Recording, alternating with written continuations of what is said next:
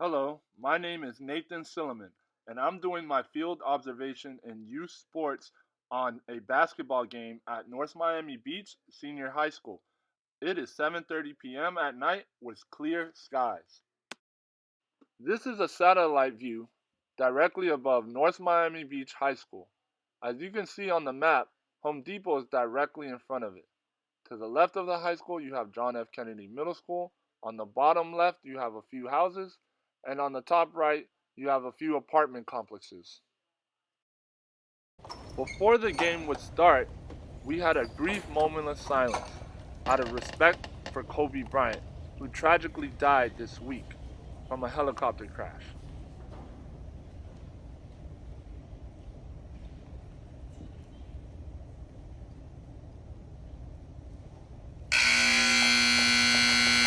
Thank you. It's with that spirit of Kobe, hard work, dedication, sacrifice, that I want to transition over to honoring our Charger seniors. The school continues to honor Kobe by playing the Chief Keef song, Kobe. To the left, we have the NMB Chargers sporting the white and red uniform who are predominantly African American between the ages 15 and 18. Then we have the I Matter Academy sporting the black and blue uniform who are biracial and Latinos who are also between the ages of 15 and 18 years old. Here we have the two referees who are going to be reffing the game. There are two African American males in their late 40s to early 50s wearing the ref uniforms. This is a coach for the I Matter Academy. He's wearing an all black fit standing next to one of the referees. He looks like he's in the ages between 30 and 40 years old and he's African American. The man wearing the white polo and black slacks standing next to the other ref is the coach for the North Miami Beach Chargers. He looks like a Latino male in between the ages of 30 and 40 years old. It was also senior night on the school. They were also honoring the cheerleaders who worked so hard cheering for the sports teams. These are also athletes as well.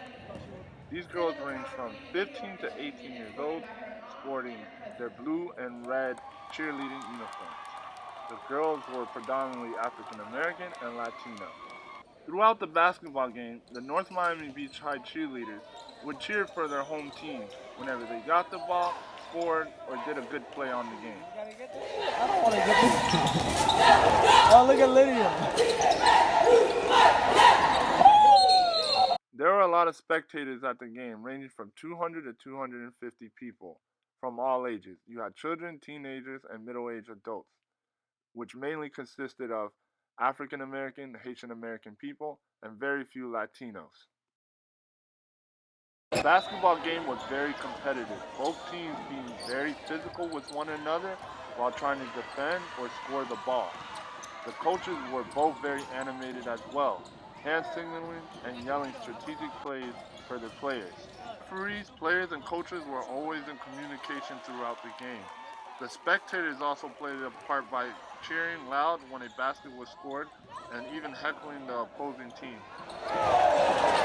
Plenty of times when a player would get too aggressive and almost cause an altercation, and the coaches and ref would need to intervene immediately. The coach would pull their overly aggressive player to the side and try to calm them down.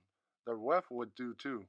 The referees would penalize the overly aggressive player and reward the non-aggressor. This happened a lot during the game.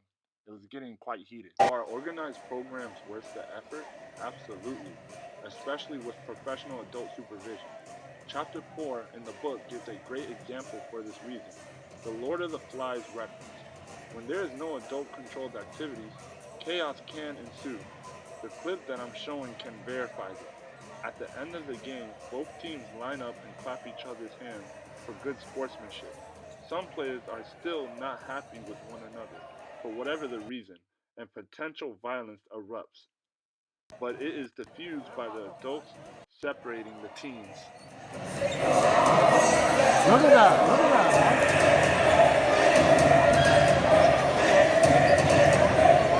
One, they look like they were about to fight. Some of these youth come from troubled homes or negative environments. All it takes is to be at the wrong place at the wrong time.